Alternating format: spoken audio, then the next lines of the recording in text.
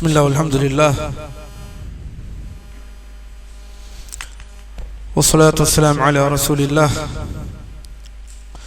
wa ala alihi wa sahbihi wa man tabi'ahum bi ihsanin ila yawmiddin, amma ba'd.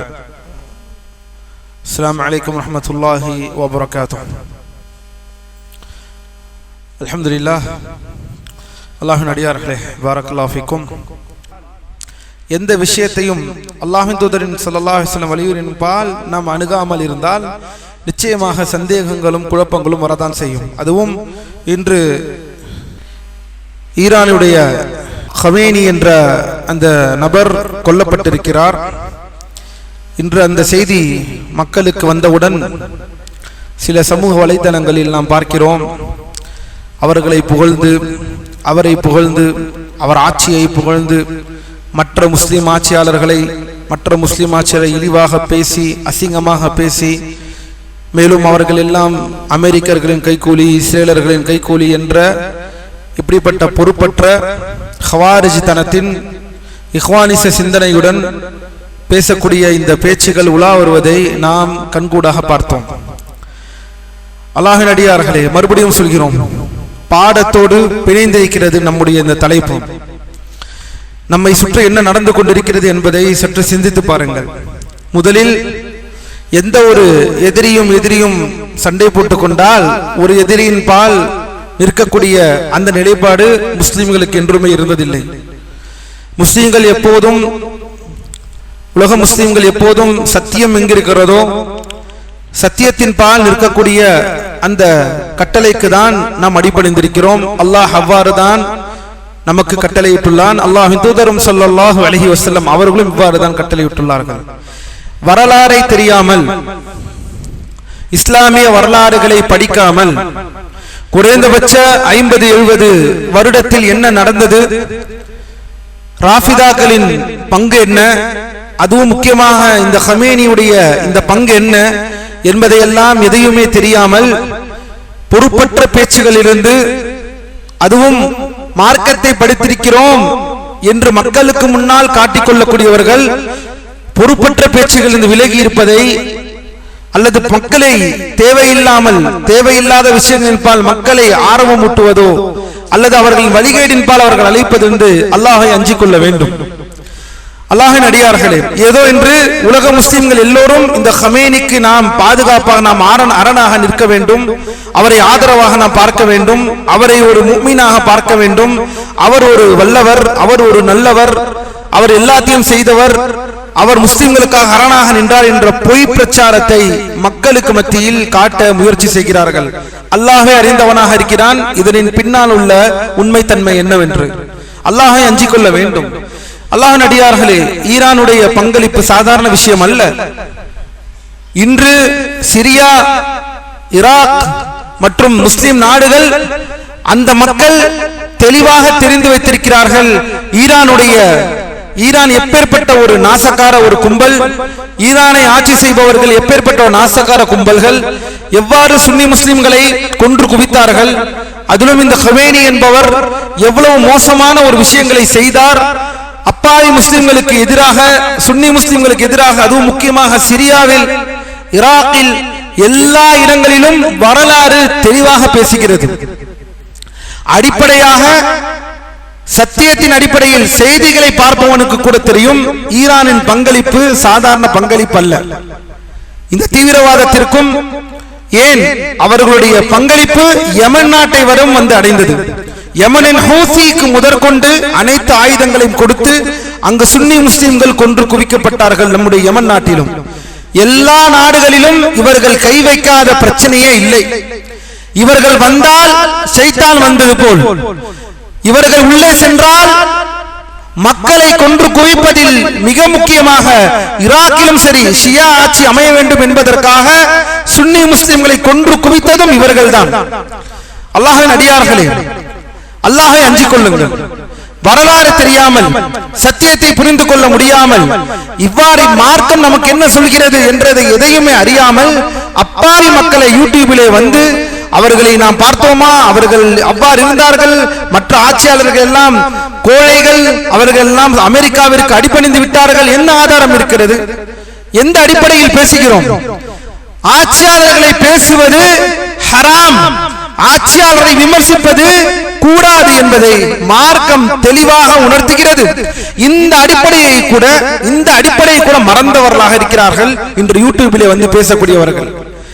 இந்த அடிப்படை விஷயம், முஸ்லிம் ஆட்சியாளர்களை பேசுவது கூடாது, இல்லை என்று யாராவது நிரூபிக்கட்டும். நாம் 50 ஹதீஸ்களை வைத்திருக்கிறோம். உலமாக்கள் 100க்கும் மேற்பட்ட ஹதீஸ்களை தொகுத்திருக்கிறார்கள் ஆட்சியாளர்கள் விஷயத்தில் முஸ்லிம்கள் எவ்வாறு இருக்க வேண்டும் என்று.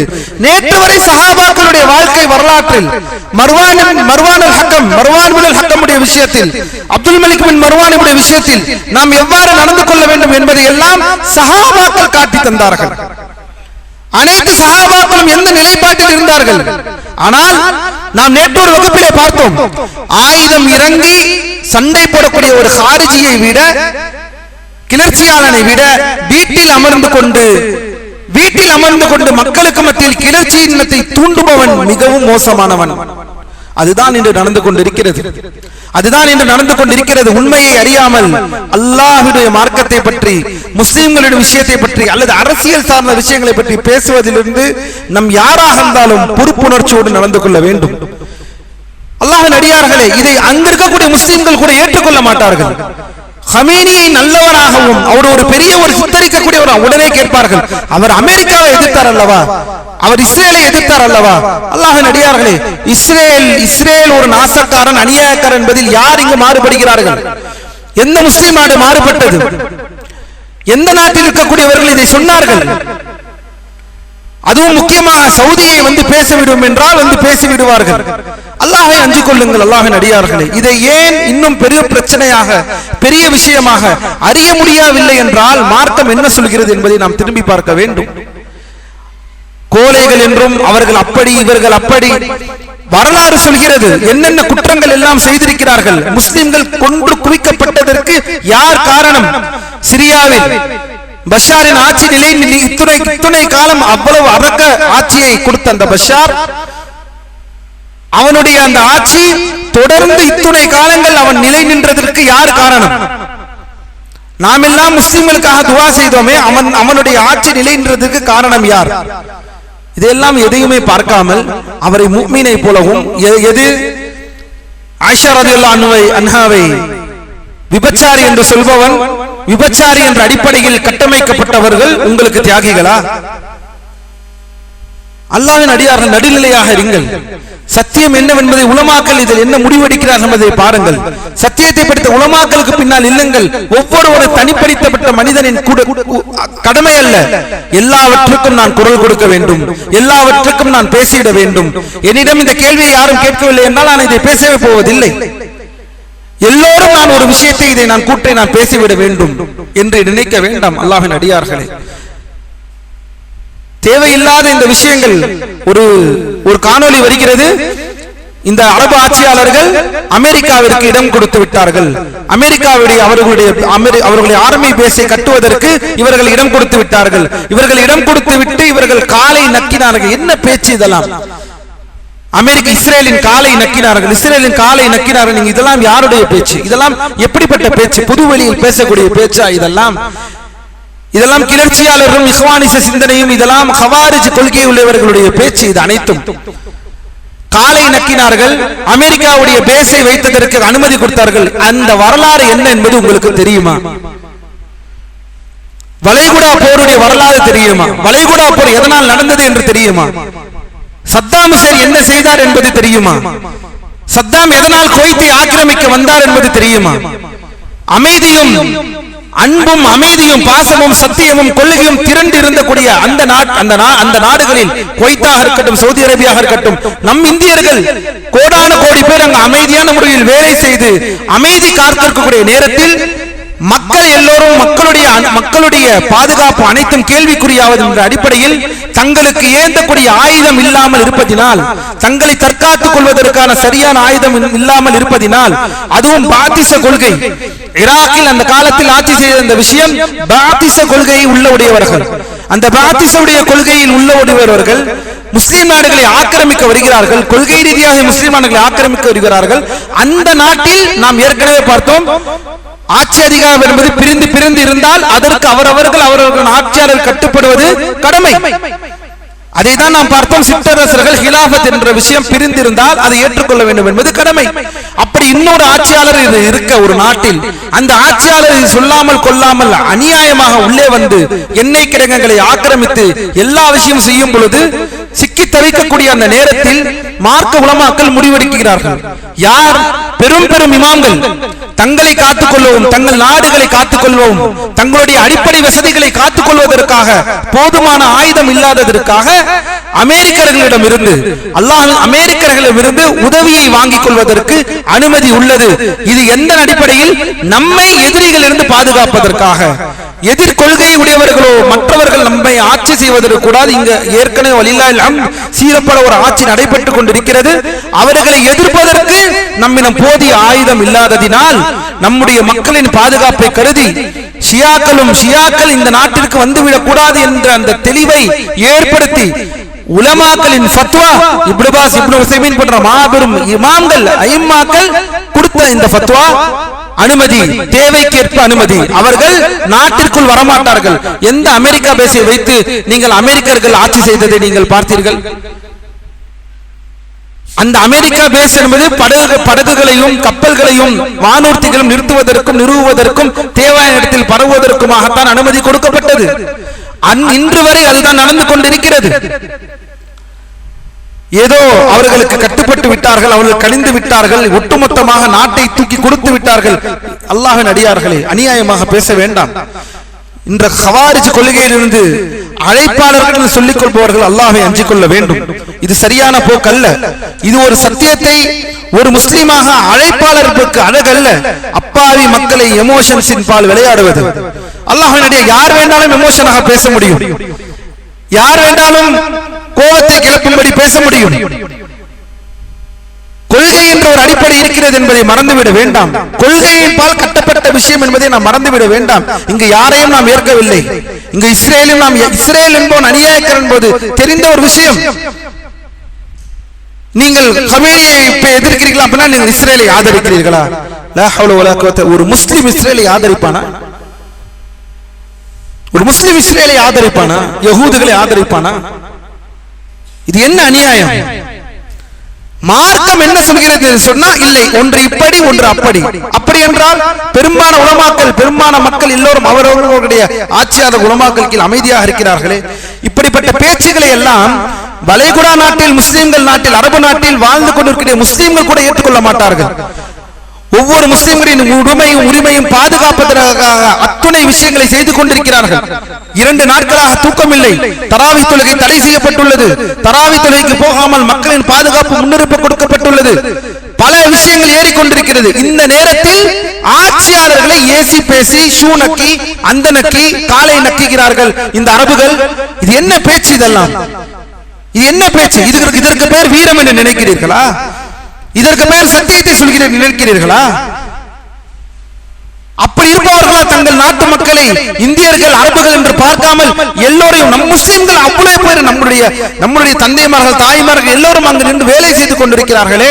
நம் சகோதரர்கள் அனைவர்களும் யாருடைய பாதுகாப்பு சமரசம் இல்லாமல் என்று பாதுகாத்துக் கொண்டிருக்கிறார்களே ஒவ்வொரு முஸ்லிம் நாடுகளும். இப்படிப்பட்ட பேச்சை அங்கு வாழக்கூடிய நம் மக்கள் முதற்கொண்டு ஏற்றுக்கொள்ள மாட்டார்கள். இப்படிப்பட்ட ஒழுங்கீனமான பேச்சை, இப்படிப்பட்ட பொறுப்பற்ற பேச்சை, அசிங்கமான இந்த பேச்சுகளை அங்கு வரக்கூடிய முஸ்லிம்கள் முதற்கொண்டு இதை ஏற்றுக்கொள்ள மாட்டார்கள். ஏன் தெரியுமா? நல்லவர்கள், ஏனெனில் அவர்கள் பார்க்கிறார்கள் என்ன செய்கிறார்கள், ஆட்சியாளர் நமக்கு அங்கு என்ன செய்து கொண்டிருக்கிறார்கள் என்பதை பார்க்கிறார்கள். அங்கு வாழக்கூடியவர்கள் போய் கேட்டு பாருங்கள். அல்லாஹ்வின் அடியார்களே, யாரிடம் சொல்கிறேன் தெரியுமா? இங்கே உட்கார்ந்து விட்டு, அங்கே சவுதியிலும் துபாயிலும் உட்கார்ந்து விட்டு இஹ்வானிச சிந்தனையை யூடியூபில் பார்க்கிறவரை பற்றி நாம் இங்கு பேசவில்லை. அந்த நாட்டு ஆட்சியாளர் மூலியமாக கிடைக்கக்கூடிய விஷயத்திலே சாப்பிடுவார்கள். அவர்களே புறம் பேசக்கூடிய மோசமான மக்களை பற்றி நான் பேசவில்லை. நன்றி கடனுடன் சத்தியவாதிகளை பற்றி நாம் இங்கு பேசிக் கொண்டிருக்கிறோம். அங்கே வாழ்வார்கள், அங்கே எல்லா சுகத்தை அனுபவிப்பார்கள். அதே ஆட்சியாளர்களை அசிங்கமாக பேசுவார்கள். இவர்களை பற்றி இங்கு பேசவில்லை. சுன்னாவிற்கு முரணானவர்களை பற்றி நாம் இங்கு பேசவில்லை. இந்த பொதுமக்கள் ஏன் இவ்வாறு இருக்கிறார்கள்? இவர்களை போல யூடியூபில் இருக்கக்கூடிய போலி ஆலயங்கள், இவர்களால் தான் பொதுமக்கள் இன்று பாதிக்கப்படுகிறார்கள். கொள்கை என்ன என்பதை தெரிந்து கொள்ளுங்கள் அல்லாஹ்வின் அடியார்களே. ஆனால் இப்போது இறந்த இந்த மனிதர் நல்லவரா? நல்லவர் என்று எந்த அடிப்படையில் நீங்கள் சொல்வீர்கள்? உலமாக்கள் சொல்லவில்லை. உலமாக்கள் ஒருபோதும் சொல்லவில்லை. அல்லாஹ் நமக்கு நேர்வழியை செலுத்துவானாக. கிளர்ச்சியின் பால், கிளர்ச்சி ஆயுதம் என்று கிளர்ச்சி செய்பவர்களை விட இந்த தஹீஜ், இந்த கிளர்ச்சியை ஊட்டுபவர்கள் மிகவும் மோசமானவர்கள் என்பதை உலமாக்கள் தெளிவுபடுத்துகிறார்கள். அல்லாஹ்வின் அடியார்களே, அல்லாஹ் நம்மை பாதுகாப்பானாக. இப்படிப்பட்ட விஷயங்களிலிருந்து நம் நாவை கட்டுப்படுத்தக்கூடிய முஸ்லிம்களாக, நம் முஸ்லிம்களுக்கு துஆ செய்பவர்களாக, எல்லா உலக முஸ்லிம்களுக்கும் துஆ செய்பவர்களாக. ஏன் ஷியாக்களுக்கு அல்லாஹ் நேர்வழி வழங்குவானாக. அவர்களுக்கு இப்படிப்பட்ட மோசமான இந்த ராஃபிதா கொள்கையிலிருந்து, சஹாபாக்களை தக்ஃபீர் செய்வதிலிருந்து, சஹாபாக்களை காஃபிர் என்று சொல்வது, அல்லாஹ்வை விட்டுவிட்டு அலி ரலியல்லாஹு அன்ஹு வணங்கிக் கொண்டிருக்கக்கூடிய இந்த ராஃபிதாக்கள், ஹுசைன் ரலியல்லாஹு அன்ஹு வணங்கிக் கொண்டிருக்கிற ராஃபிதாக்கள், கொள்கை எல்லாம் எங்கே? கொள்கையை விட்டுவிட்டு அரசியலில் ஒற்றுமையை தேடக்கூடிய சமூகமாக ஆகிவிட்டது. அந்த கொள்கையில் பிடிமானம் இருந்தால் அவர்களும் அந்த கொள்கையை ஏற்றுக்கொள்ள வேண்டும் என்று துஆ செய்ய வேண்டும். ஒருவன் அதை நோக்கி நகர வேண்டும். அதை விட்டுவிட்டு கொள்கையெல்லாம் மறந்துவிட்டு சஹாபாக்கள் விஷயத்தில் என்ன நிலைப்பாடு எடுத்திருக்கிறார்கள் இந்த ராஃபிதாக்கள்? ஆயிஷா ரலியல்லாஹு அன்ஹாவிற்கு என்ன நிலைப்பாடு எடுத்திருக்கிறார்கள்? சிரியாவில், லெபனானிலும், ஈராக்கிலும் எத்தனை இடங்களில் முஸ்லிம்கள் கொன்று குவிக்கப்பட்டார்கள். அதற்கெல்லாம் யார் காரணம்? சவுதி காரணமா? யார் காரணம்? எந்த நாடு காரணம்?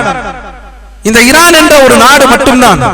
அத்தனை ஆயுதங்களையும் கொடுத்தது இன்று வரை ஹூசி. அந்த நாட்டு மக்களிடம் கேட்டு பாருங்கள் அல்லாஹ்வின் அடியார்களே, அவர்கள் சொல்வார்கள். அந்தந்த நாட்டு மக்களிடம் கேட்டு பாருங்கள் இந்த நிலைமை எவ்வாறு ஆனது, யார் வந்தார், யார் ஆக்கிரமித்தார்கள், யார் பிரச்சனை செய்தார்கள் என்பதை கேட்டு பாருங்கள். ஒரு பக்கம் இந்த அமெரிக்கர்களும் இஸ்ரேலர்களும் பண்ண கொடுமை என்றால் இவர்களின் கொடுமை சாதாரண விஷயம் அல்ல. எல்லாத்தையும் அளவிட்டு பாருங்கள். உலமாக்கள் எவ்வாறு பார்க்கிறார்கள் என்பதை பாருங்கள். இந்த கேள்விகள் வரவில்லை என்றால் இதை பேசுவதற்கு எனக்கு எந்த தேவையும் இல்லை. அல்லாஹ் நமக்கு நேர்வழியில் செலுத்துவானாக. ஆட்சியாளர்களை பற்றி பேசுவது அல்லாஹ்வின் அடியார்களை உகந்ததல்ல. நம் பாடத்தோடு இருக்கிறோம். அந்த பாடத்தோடு பின்னி பிணைந்தது சர்வசாதாரணமாக ஷூ நக்கி, அந்த நக்கி, இந்த நக்கி என்றெல்லாம் யூடியூபிலே பேசிக் கொண்டிருக்கிறார்கள். தொப்பி போட்டு தாடி வைத்துக் கொண்டு சௌப அணிந்து கொண்டிருக்கிறவர்கள் பேசுகிறார்கள். இதற்கு பேர் வீரம் அல்ல அல்லாஹ்வின் அடியார்களே. இதற்கு பேர் வீரம் அல்ல. இதற்கு பேர் இஹ்வானிசம். இதற்கு பேர் வீரம் அல்ல. இதற்கு பேர் மார்க்கம் ஆதரித்த வீரம் அல்ல. இதற்கு பேர் இஹ்வானிசம். இதற்கு பேர் ஹவாரிஜ் சிந்தனை. இதற்கு பேர் அப்பாவி மக்களை கிளர்ச்சியின் பால் தூண்டுவது. இதை மார்க்கம் தடை செய்திருக்கிறது. நாம் வெறுத்தாலும் சரி, ஏற்றுக்கொண்டாலும் சரி. அல்லாஹ் நமக்கு நேர்வழியில் செலுத்துவானாக. அதே அந்த வீடியோவில் ஒருவர் சொல்கிறார், ஈமான்தாரிகள் ஈரானோடு நிற்கிறோம். அவர் சொல்கிறார், ஈமான்தாரிகள் ஈரானோடு நிற்கிறோம். சரி, ஹமேனி அவர் முஃமினா, அவர் ஈமான் இல்லையா, அதெல்லாம் அல்லாஹ்ட்ட விட்டுறணும். நம்ம இப்போ ஈமானுக்காக ஈரான் பின்னால் நிக்கணும். யாரு? உலக சுன்னி முஸ்லிம்களை ஈமானுக்காக அல்லாஹ்வின் தூதர் ஸல்லல்லாஹு அலைஹி வஸல்லம் அஹ்லுஸ் சுன்னா வல் ஜமா என்ற இந்த ஒற்றை கொள்கையை, அல்லாஹ்வின் தூதர் போட்டு தந்த ஒற்றை பாதையை உலகளாவிய முஸ்லிம்கள், உலகளாவிய சுன்னா முஸ்லிம்களை, சத்தியத்தை பேணக்கூடிய இந்த முஸ்லிம்களை ஈரானின் பால் நிற்க வேண்டும். அவர்கள் எப்படி இருந்தாலும் நாம் அதை அல்லாஹ்விடம் விட்டுவிட வேண்டும். அல்லாஹ்வின் அடியார்களே, இது வழிகேடு. எப்படி வழிகேடு? இதோ இந்த நூலில் பார்க்கிறோம். இங்கு ஹமேனி அல்லது ஈரானில் இருக்கக்கூடிய மார்க்க தலைவர்கள் மனதில் இருப்பதை நாம் ஒன்று பேசவில்லை. அவர்கள் எழுதின நூல்களில் தெளிவுபடுத்தப்பட்ட விஷயத்தை பேசிக் கொண்டிருக்கிறோம். பள்ளிவாசல்களில் யார் உங்கள் மனதை போட்டு பார்த்தால் என்று யார் சொன்னது? யார் யூகத்தின் பால் முடிவு பண்ணது என்று உங்களிடம் யார் சொன்னது? அவர் இப்படி செய்கிறார், இப்படி செய்கிறார். இது ஈமானாகவே இருக்க முடியாது. அல்லாஹ்வை விட்டுவிட்டு அலி ரலியல்லாஹு அன்ஹு ஒருவன் அல்லாஹ் என்று சொன்னால் இது ஈமான இல்லையே, இது எங்கே நீங்கள் பார்த்தீர்கள்? அவர்கள் மனதை பொறுத்து பிளந்து பார்த்தீர்களா என்று கேட்பார்களா? அல்லது காலங்காலமாக அவர்கள் நூல்களில் எல்லா நூல்களிலும் இந்த வக்கிரங்களும் இந்த அசிங்கங்களையும் எழுதி வைத்திருக்கிறார்களே, அந்த நூலின் பால் அவர்கள் எழுதின அதே நூல்களின் பால் தெளிவுபடுத்தப்பட்ட விஷயங்கள். இது எல்லாம் வழிகேடு, இது எல்லாம் இணை வைப்பு, இது எல்லாம் குஃபர், இது எல்லாம் இறை நிராகரிப்பு. சஹாபாக்களை காஃபிர்கள் என்று சொன்னது கண்மணி நாயகத்தின் அருமை மனைவி ஆயிஷா ரலியல்லாஹு அன்ஹா விபச்சார பழி சுமத்தினது. இதையெல்லாம் மனதிலிருந்து எடுத்துக்கொண்டோம். எங்கே எடுத்துக்கொண்டோம்? இதையெல்லாம் அவர்கள் நூல்களில் இருந்து தெளிவாக அவர்களை விலக்கி வைத்த விஷயம். இவர் சொல்கிறார், அதெல்லாம் அல்லாஹ்விடம் விட்டுவிட வேண்டும். எது? ஹமேனி முஃமினா முஃமின் இல்லையா? ஈரானில் இருப்பவர்கள் முஃமினா முஃமின் இல்லையா? அதெல்லாம் அல்லாஹ்விடம் விட்டுவிட வேண்டும். நாம் இப்போது நம் முஃமின்களுக்கு முஃமினுடைய பிரதிநிதியாக ஈரான் தான் இருக்கிறார்களா? எந்த சிரியா முஃமின்களுக்கு ஈரான் பிரதிநிதியாக இருந்தது? எந்த ஈராக் முஸ்லிம்களுக்கு ஈரான் பிரதிநிதியாக இருந்தது? எந்த முஸ்லிம்களுக்கு பிரதிநிதியாக இருந்தார்கள்? எந்த முஸ்லிம்களுக்கு பிரதிநிதியாக இருந்தார்கள்? அல்லாஹ்வின் அடியார்களே, அதாவது மார்க்க ரீதியாகவும் அறிவில்லை, ஃபேக்சுவல் என்று சொல்வோம். ஃபேக்சுவல் அதாவது ஆதாரம், உலக ரீதியான ஆதாரம், அந்த அறிவும் இல்லை. இந்த இரண்டு அறிவுமே இல்லை என்றால் பெரிய பிரச்சனை. ஒரு அறிவு இருந்து ஒரு அறிவு இல்லை என்றால் அதுவே பெரிய பிரச்சனை. ஃபேக்சுவலை மட்டும் தெரிந்து கொண்டு மார்க்க ரீதியாக பேசாமல் இருப்பது, இது ஒரு பெரிய பிரச்சனை. இதில் இன்னும் பெரிய பிரச்சனை என்றால் ரெண்டுமே தெரியவில்லை என்றால் அதை விட பெரிய பிரச்சனை. மனதில் பார்த்தாதான் முடிவு செய்ய வேண்டும். இங்கு யாரும் மனதை எல்லாம் பார்க்கவில்லை. மனதை பிளந்து பார்த்தீர்களா என்று அல்லாஹ்வின் தூதர் ஸல்லல்லாஹு அலைஹி வஸல்லம் அவரின் ஹதீஸை கொண்டு வர முடியுமா? இங்கு வெளிப்படையா அப்படி என்றால் எப்படி? அப்படி என்றால் எல்லோரும் முஸ்லிம்கள், எல்லோரும் அப்படி என்றால் எல்லோரும் இஸ்லாமா? இணை வைப்பே இல்லையா இந்த பூமியில்? மனதை பிளந்து பார்த்தீர்கள் என்று சொல்லி விடுவோமா? இது என்ன இர்ஜா கொள்கைக்கும் முர்ஜியா கொள்கைக்கு நம்ம இட்டு செல்லக்கூடிய விஷயமா இது? எல்லாம் அப்படி என்றால் ஏன் தௌஹீத் பிரச்சாரம்? ஏன் தௌஹீத் பிரச்சாரம்? 30 வருஷம் தௌஹீத் பிரச்சாரம் ஏன்? எதற்காக இங்கு தௌஹீத் பிரச்சாரம்? எதை எதிர்ப்பதற்காக பிரச்சாரம்? நீங்கள் மனதை பிளந்து பார்த்தீர்களா? நாம் கேட்கிறோம் அதே கேள்வியை. சொல்வீர்களா இல்லையா? அவர்கள் இப்படித்தான் பேசுகிறார்கள், அவர்கள் நூல்களில் இப்படித்தான் எழுதியிருக்கிறார்கள் என்று. வழிகேடாக பாருங்கள். அரசியல் காழ்ப்புணர்ச்சிக்காக அல்லாஹ்வின் அடியார்களே, சத்தியத்தை இழந்து விடாதீர்கள். அல்லாஹ் நம்மை நேர்வழியில் செலுத்துவானாக. அல்லாஹ்வுடைய ரஹ்மா நாம் படித்துக் கொண்டிருக்கிற தலைப்புகளோடு நம் கால சூழ்நிலை சுழன்று கொண்டிருக்கிறது. நாம் படித்துக் கொண்டிருக்கிற தலைப்புகளோடு கால சூழ்நிலை சுழந்து கொண்டிருக்கிறது. எல்லோரும் வாட்ஸ்அப் ஸ்டேட்டஸ் வைக்கிறார்கள், நானும் வைக்க வேண்டும். வந்தார் வென்றார் சென்றார். என்ன வந்தார் வென்றார் சென்றார்? என்ன வந்தார் வென்றார் சென்றார்? அல்லாஹ்விற்கு அஞ்சு கொள்ளுங்கள் அல்லாஹ்வின் அடியார்கள். என்ன வந்தார் வென்றார் சென்றார்? வந்தார் கொன்றார், வந்தார் வென்றார் சென்றார். அலி ரலியல்லாஹு அன்ஹு வந்தார், ஹுசைன் ரலியல்லாஹு அன்ஹு போல் மரணித்தாரா? இதெல்லாம் எதை காட்டுகிறது தெரியுமா? இதெல்லாம் கொள்கையை மறந்த சமூகமாக, கொள்கையை ஒட்டுமொத்தமாக தூக்கி தூர போட்ட சமூகம் என்பதற்கான அடையாளம் தான் இது அனைத்தும். இதுதான், வேறு எந்த காரணமும் இல்லை. கொள்கை பிடிப்பிருந்தால் இதில் நடுநிலையான நிலைப்பாடு என்ன என்பதை தேடி இருக்கலாம். ஆனால் இது நடுநிலை நிலைப்பாட்டை தேட முயற்சி இல்லை. பெரும்பாலான மக்களுக்கு ரத்தம் கொதிக்கின்றது. நமக்கெல்லாம் ரத்தம் தூங்கி கொண்டிருக்கிறதா? முஸ்லிம்கள் கொல்லப்பட்டால், ஆனால் இந்த இடத்தில் ரத்தம் எதற்கு கொதிக்க வேண்டும் என்பதுதான் கேள்வி. எதற்கு கொதிக்க வேண்டும்? யாருக்காக கொதிக்க வேண்டும்? என்ன யாருக்காக கொதிக்க வேண்டும்? அல்லாஹ்வின் அடியார்களே, எம் மக்கள் கொன்றாக, எம் மக்கள் கொத்தாக கொன்று குவிக்கப்பட்டார்களே, அப்போதெல்லாம் உங்களுக்கு துடிக்கவில்லையா? முதலில் இந்த அரசியல் விஷயங்கள் நமக்கானதல்ல.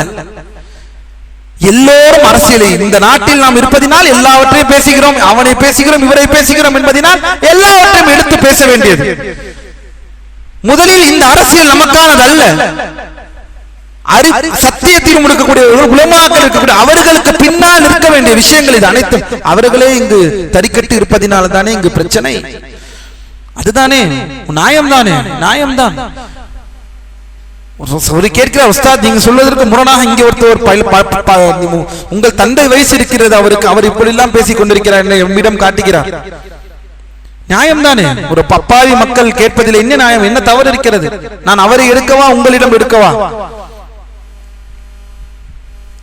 அல்லாஹ் நமக்கு நேர்வழி செலுத்துவான். நான் அவரிடம் சொன்னேன், நீங்கள் சத்தியத்தை எடுங்கள் என்று, நீங்கள் குர்ஆன் சுன்னாவை எடுங்கள், அல்லாஹ் உங்களுக்கு இதில் தெளிவை கொடுப்பான் என்று சொன்னேன். அவ்வளவுதான். நீங்கள் குர்ஆன் சுன்னாவை எடுங்கள், நபி வழியின் பால் நில்லுங்கள், அல்லாஹ் உங்களுக்கு தெளிவை கொடுப்பான். நீங்கள் என் பக்கம் வராதீர்கள், அவர் பக்கம் வராதீர்கள். குர்ஆனும் சுன்னாவும் சத்தியமும் மார்க்க அறிஞர்கள் உலமாக்கள் எங்கு நிற்கிறார்களோ அங்கு நில்லுங்கள் என்று சொன்னேன் அவருக்கு. அதேதான் உங்கள் அனைவர்களுக்கும் அல்லாஹ்வின் அடியார்களே.